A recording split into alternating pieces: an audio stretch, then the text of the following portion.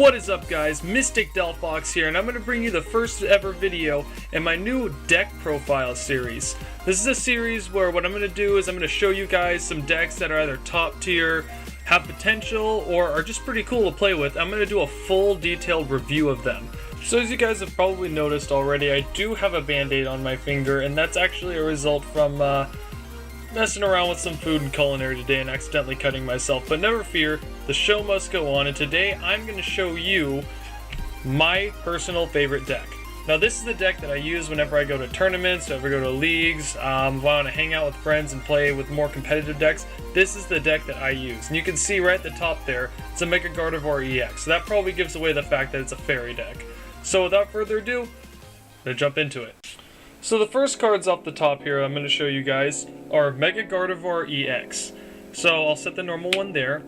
And as you can see from this nice full art here, it is a M-Gardevoir, has the Mega symbol at the top there, so it must Mega Evolve from a Gardevoir, which means when it Mega Evolves, you lose your turn, unless of course you have an item, which I will get to later. So as we see in the top right corner, right here, we have 210 HP and fairy typing. Now that's kind of an annoyance because even though it's a Mega, it has quite a small amount of HP for a Mega, because most Megas actually have around 240. So this one is actually quite low, which can be a problem. Now down here we'll see it only has one attack, Brilliant Arrow, which has one fairy energy, double colorless, 30 damage times the amount of fairy energy attached to all of your Pokemon. So this can actually be extremely powerful with the amount of fairy techs that are out right now. You get a ton of fairy energy, which rainbow energy counts as fairy energy also, onto your side of the field, and it does 30 times that amount. Now if you have 2, that's like 6. If you have 5, that's 150. If you have 8, that is 240, and you're instantaneously knocking out Megas. And it can go all the way up to around 300 to 330, and that can do a lot of damage for one hit. Now also we look down here, it does have a steel weakness, but at the same time recently, even though there's a lot of steel buffs, there's actually not that much play of them for some reason in the higher tiers.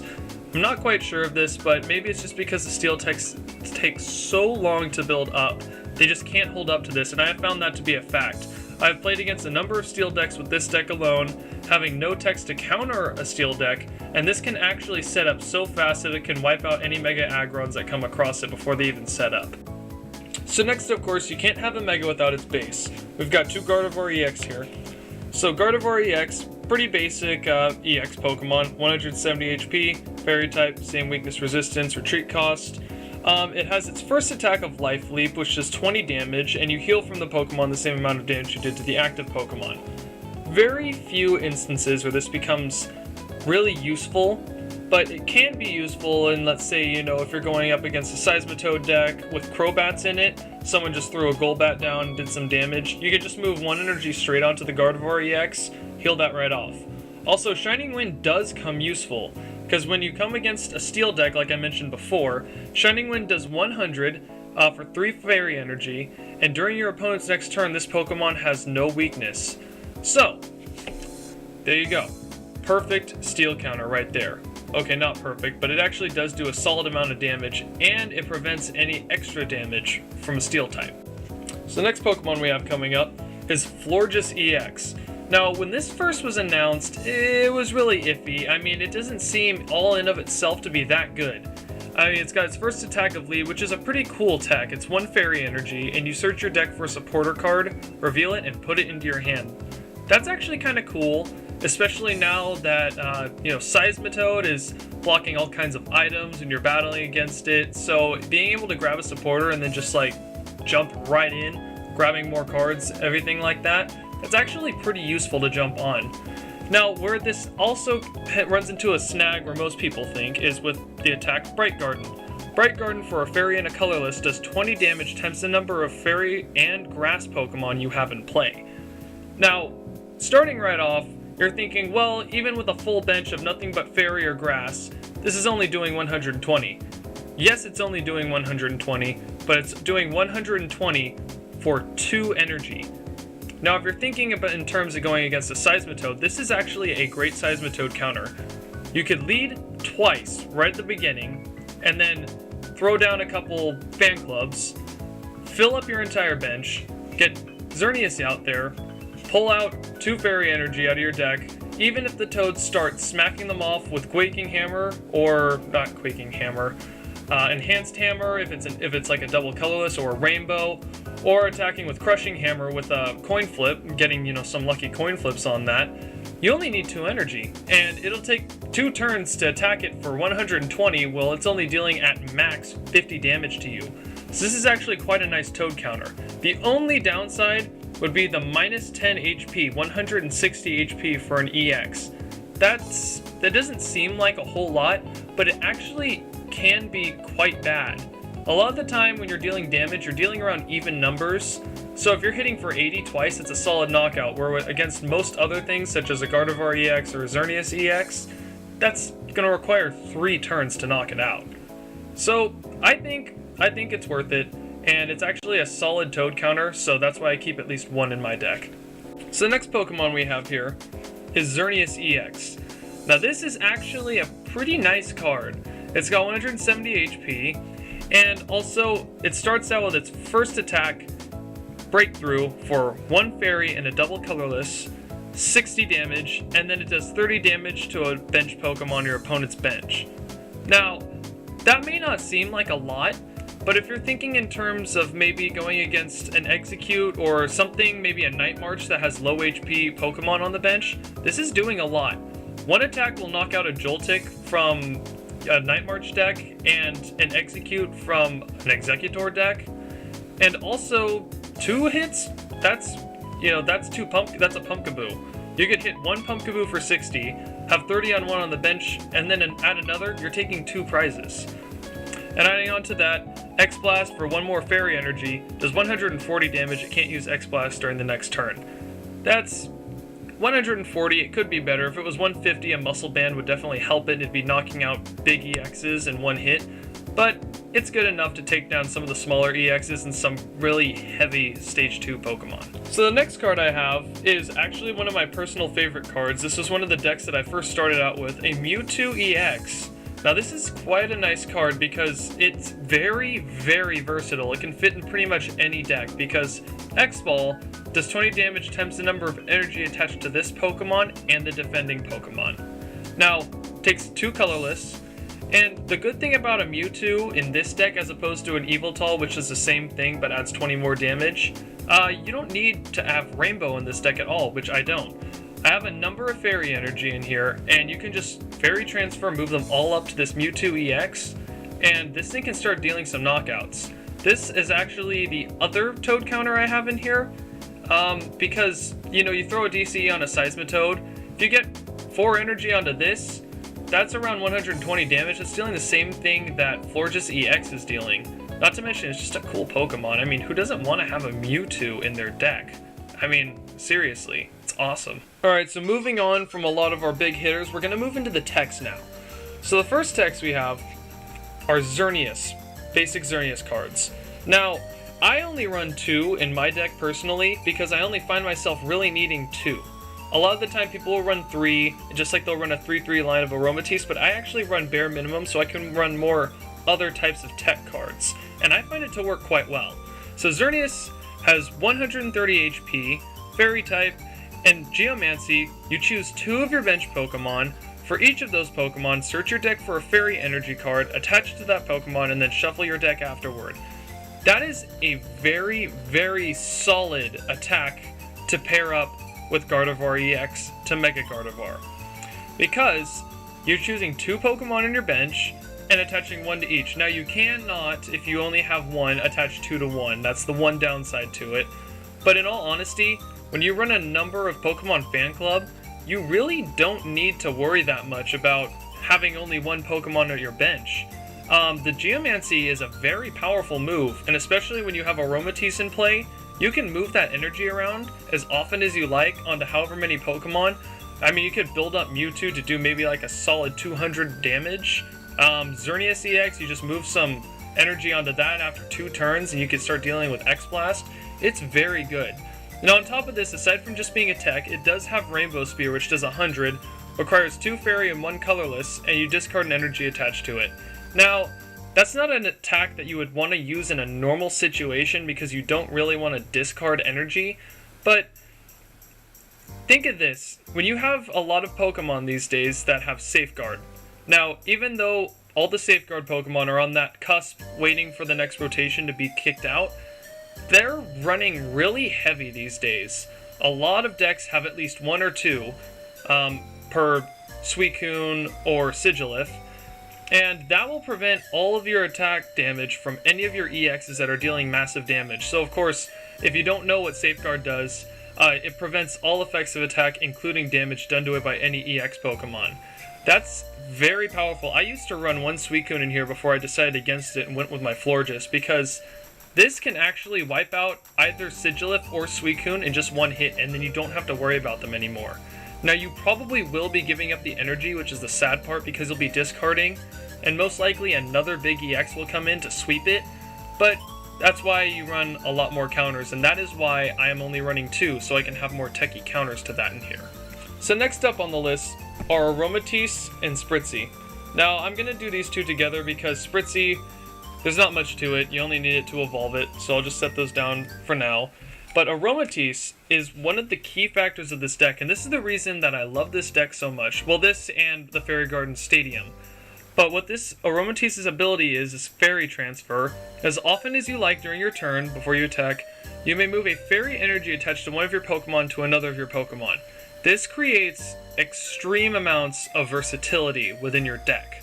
You can move energy around as often as you like, wherever you want, just powering up Pokemon. And that's why you want to throw in a Mewtwo EX, because let's say you've got like 10 energy on your side of the field, and you just need one more EX knockout, and there's just 170 Pokemon sitting in front of you.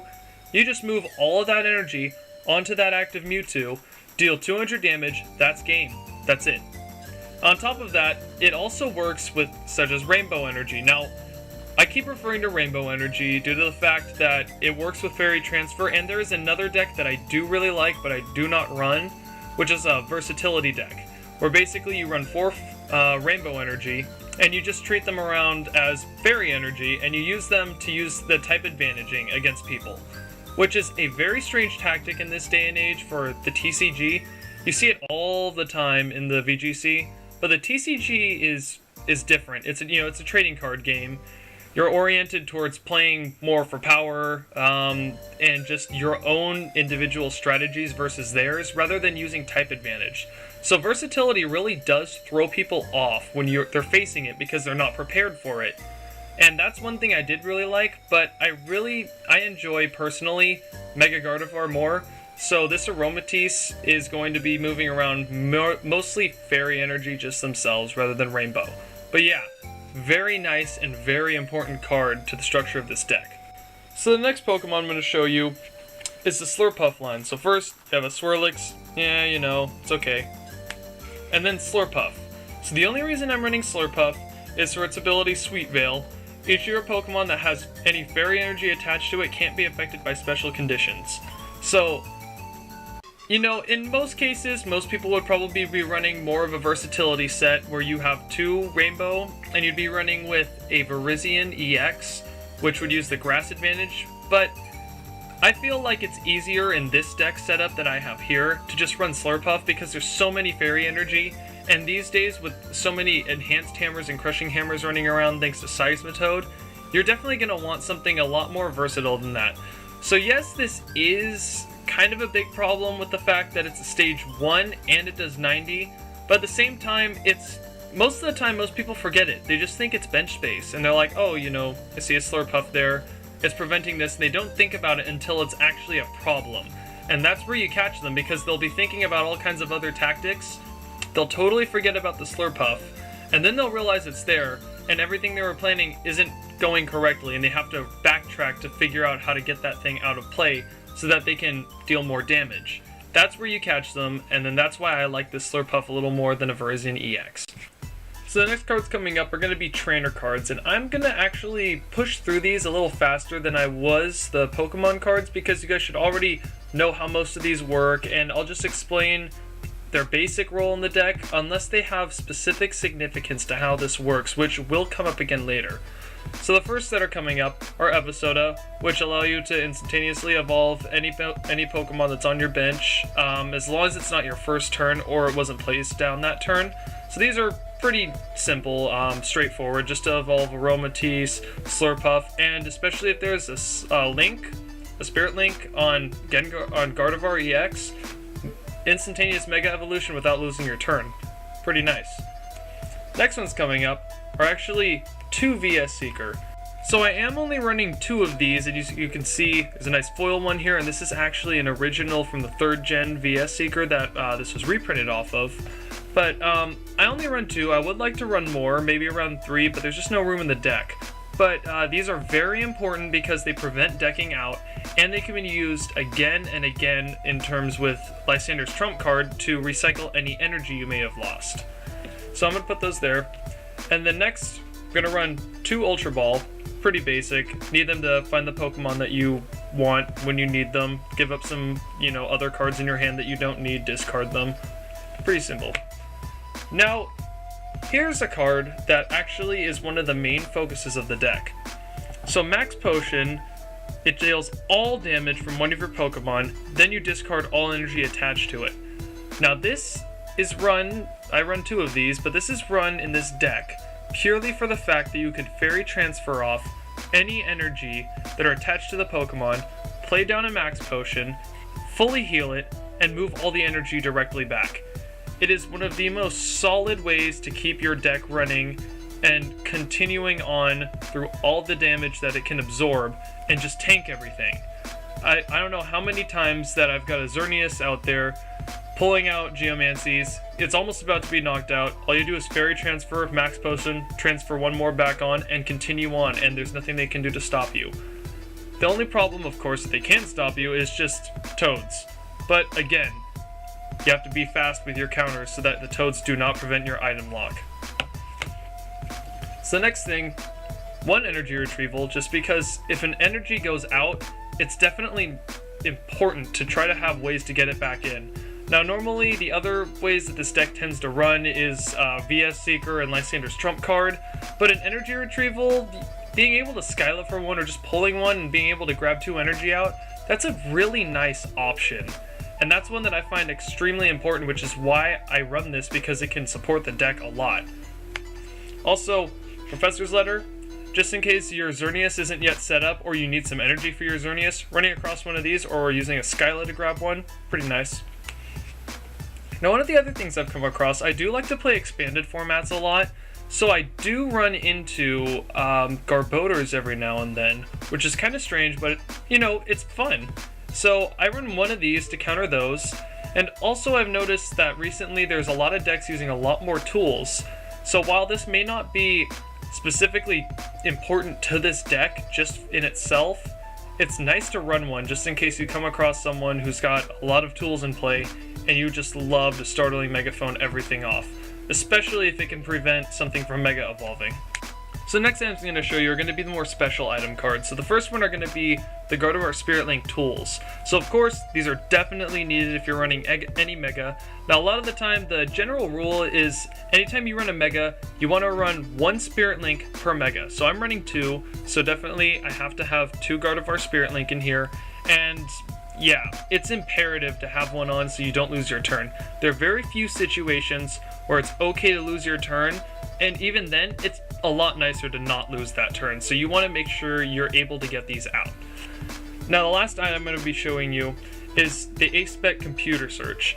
So this is fairly straightforward. You discard 2 cards of your hand and search your deck for any 1 card and put it in your hand. So it's basically like an Ultra Ball for any card you want, and a lot of the time, being able to computer search for something, you end up using it like a Skyla. So let's say I'm in a spot and I have maybe Professor Juniper in my hand or something where I have to give up the rest of my hand, but it's imperative I get out a Gardevoir Spirit Link because I know I'm going to end up running into something that will help Mega Evolve at that turn. We can computer search, take the risk, bring out the Gardevoir Spirit Link, attach it, then play that draw card, and most of the time you'll run into it if you know your deck well enough, which of course I do. I play with it so often. But yeah, that's one of the reasons I run a computer search over a dowsing machine, because even though items go into the discard a lot, I am running VS Seeker and Lysander's Trumps, they tend not to just stay there. So that's why I run a computer search instead. So next up, I'm going to be going over supporters. So first two supporters on my list are Professor Juniper. Now, I'm only running 2, and the standard tends to be 4, just like there are usually about 4N in a deck as well. But the problem with this deck is discarding cards is actually really hard. When you're discarding a lot of energy or Pokemon you need, there's a very small amount of what you need in this deck, which is why I run so much, discard retrieval. So running 2 Juniper I think is fine. And I've also seen, even on the Top Cut, when he was building, Puka was building his deck, he was running something totally different from the way I'm running mine, but he also said that discarding cards is bad, so he ran 2 Juniper, so I think that that's actually the way to go with this deck. So also coming up next is N. I'm actually only running 2 N as well, and you'll tend to see that for the most part, the most I run of any card is 2, because it provides for a lot more versatility in whichever situation you need. And running N is pretty much a standard because it's great for early game, because then it doesn't really hurt you or your opponent too much, and it just kind of helps you, You shuffle your hand, draw maybe 6, your opponent draws 6, doesn't really matter too much. But then late game, especially if you're losing compared to them, they've got a lot less prize cards left than you. You could end them down to a very low hand size and just totally limit their options. So that's why I run N in this deck, 2 of them. Now I'm also running Skyla, of course, and so Skyla in this deck tend to be very important because then you could Skyla for an item card, for your Fairy Garden Stadium, anything you need, even a computer search, and you just put it right in and then just start playing. These are kind of the key to the deck. I am only running 2 of these as well, but that's all I could fit in here, sadly. So the next ones, I am actually running 3 Pokemon Fan Club. Now these are more key. You would run about 4 in a versatility deck, but in this case, they're actually still just as important, but not so much to run only 2. So I run 3 just because of the fact that if you get a Florges out there and you lead twice with both these Pokemon Fan Clubs, and just in case one's in the prizes, that's one of the big key components of getting Toads out of the way early and being able to focus on sweeping late game. So next up, I'm actually running 1 Shauna. Now a lot of people question the fact why I run a Shauna as opposed to maybe a second Colress or a Professor Birch's Observations, but I think Shauna has a lot of potential in this deck. So even though compared to the old Professor Oak's Research, it draws 1 less card, I think it's still pretty solid, just in case you get to that point where you end but you don't want to mess up, help your opponent. If he has maybe 2 cards in his hand, you give him 6. Or if you want a Colress but you only draw 4 or maybe even 3 or 2, Shauna can really help you out here. That's why I run only 1. Now, it's not just because of the fact that she's my favorite, side supporter character you get through the games, but I think it is actually a pretty solid card. So next, speaking of Colress, I am running 1 Colress. So this Colress is actually really important, especially when you're going ahead with the whole Florges setup. As soon as you fill up your bench, that's 5 cards there, that's equal to Shauna. And if you have that whole setup, and then anyone else is on the opponent's bench, then that's a ton of cards. I mean, you're going from 5 to 6 to 7 to 8 to 9. You can even get upwards of 10 if you have 2 full benches. But I'm only running 1 just because I wanted to have 1 to tech, and I'd rather run at least 1 Shauna just in case of those moments where that doesn't happen, which happens a lot more often than the situation I just described. On top of this, I'm running 1 Lysander. So the main reason I'm running a lot of these single supporter cards is due to the fact I have the VS Seeker, which again, I explained before, I would love to run 3 VS Seeker, maybe 4, but it's just too hard, especially with Seismitoad these days, and I would rather have maybe an extra Fan Club in there or an extra energy just for that extra oomph in damage or to help out. So I am running the 1 Lysander, and the only way I could probably get it back if it goes in the discard is to trump it back in or just VS Seeker, which tends to work if I get the Toads out of the way with Florges. So of course, as I mentioned a lot, I am running 1 Lysander's trump card, and this pretty much rides on the fact that I have the VS Seeker, because once it goes in, if let's say I discarded it even earlier in the game and my opponent trump cards, it actually can't go back in the deck, and that's something that a lot of people have overlooked. Because right here, this is actually more fine print. You shuffle each player shuffles all his or her cards back into his or her deck, except for Lysander's trump card. This means any Lysander's trump in any discard pile does not go back in the deck.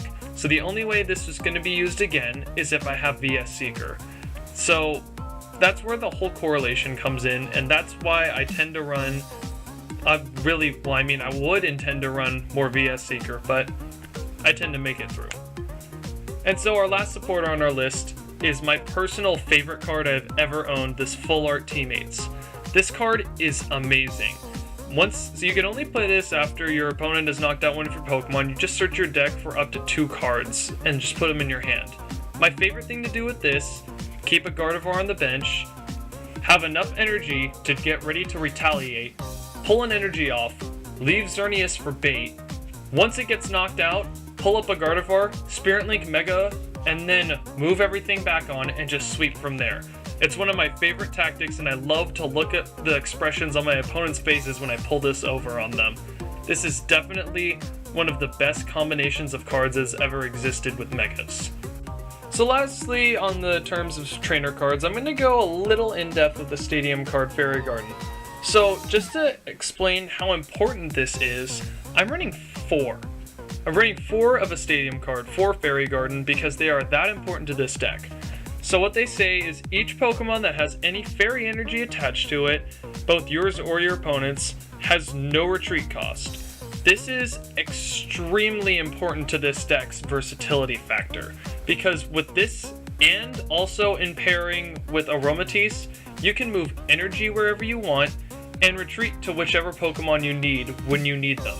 So let's say even if someone decided to Lysander up and try to wall by putting up a bad Pokemon that has a high retreat cost or something that's going to prevent it from going into a harder Pokemon to start dealing some damage with, this just brings it, it just pretty much shuts down that whole idea. Because all you have to do is transfer a Fairy energy onto it, retreat it out, and there you go. It's totally out of harm's way and you're ready to start attacking again.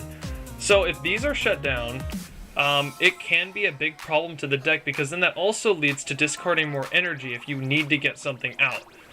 Now, I think the other plus to running 4 of a Stadium card is the fact that you will win any sort of Stadium Wars that come out unless you're going against another deck with 4. So a lot of the time, you'll run into decks and they'll either run 2 or 3 Verbank, and you will easily shut down any problem having to do with poison just by this. Now, I do run Slurpuff in there for that occasion when it's not out, but most of the time I can get one of these out again and then just shut down the whole 3 damage poison thing again. And that'll keep them off for a while, which can frustrate them a lot, and it's very helpful for you. So, 4 Fairy Garden, big staple in this deck. So lastly, I'm moving on to energy. So, all the energy that's in this deck, I'm running 2 double colorless, because most of the Pokemon's attacks in this deck actually get a nice boost from these double colorless. You've got Mewtwo, which requires a double colorless to attack. All you have to do is slap one of these on, and that's a ton more damage it's doing. Xerneas EX, that gets them set up, and all you need is to put 1 or 2 Fairy energy onto them. And then, of course, Mega Gardevoir EX itself only requires 1 Fairy and a double colorless. Now, the big plus to having one of these is when that Pokemon gets knocked out, if it does, you're only losing 1 Fairy energy, and you could easily recuperate by putting another Pokemon out, especially another Mega Gardevoir, and you're only losing, another 30 damage. Whereas if you had 3 on there, you're losing 90 damage out of your whole deck. So these are actually very nice. Now, the last special energy I'm running is 1 Wonder Energy. So this is one of those, the newer cool special energy, and it can only be attached to Fairy Pokemon. And it's a little strange. It prevents all effects of your opponent's attacks except damage done to the Fairy Pokemon it's attached to. So it's nice because it adds on to the damage that Mega Gardevoir does. But at the same time, it helps prevent some of the more obscure things you'd come across, which I tend to play in more localized areas with more friends. We build more decks that we think are cool. So having one of these there against someone who wants to try to challenge me seriously, this is actually kind of nice. And if you are, I'm pretty much holding on to this actually, just for the fact that I'm anticipating a lot of the time more things that come out.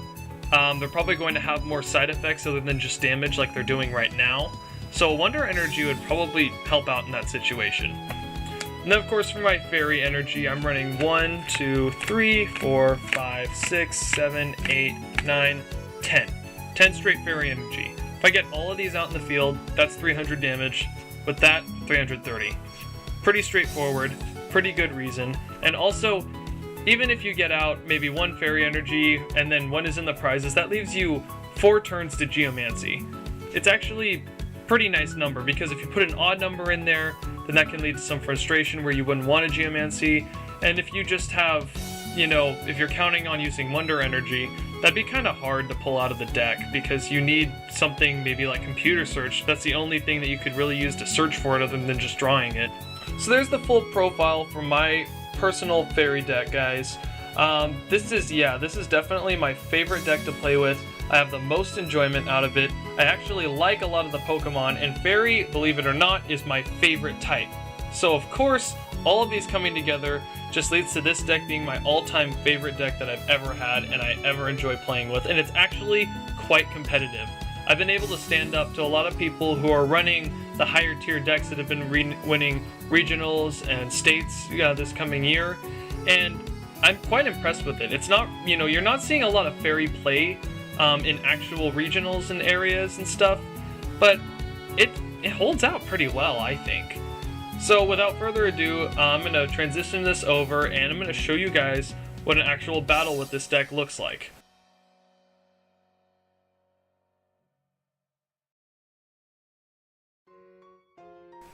Thank you guys so much for watching. Like, comment, subscribe if you enjoyed this video.